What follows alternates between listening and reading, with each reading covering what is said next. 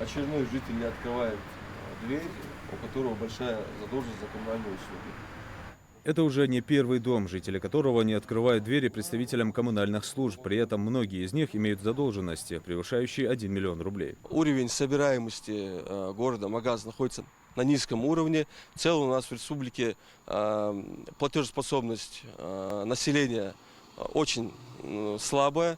На сегодняшний день официальная цифра по собираемости платежей составляет всего лишь 50%. За сегодняшний день мы обошли 30 домов в городе Магаз, частных домовладений.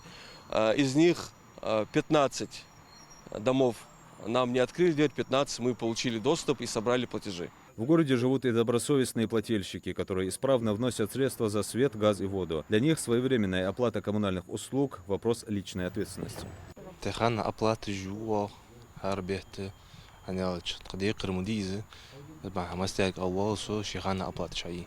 Данная работа инициирована главой региона и проводится Министерством ЖКХ в тесном сотрудничестве с ресурсоснабжающими организациями. По поручению главы Республики Ингушетия Махмуда Али Макшиевича Калиматова Министерством энергетики и жилищно-коммунального хозяйства разработана дорожная карта с проведением рейдовых мероприятий. Конечно, в будние дни многие потребители находятся на работе, и не все обеспечивали допуск и к проверке, и к оплате.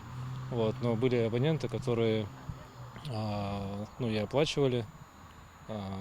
Их состояние расчета у нас, в принципе, удовлетворительное. Задолженность у нас на текущий момент очень высокая, порядка 11 миллиардов рублей.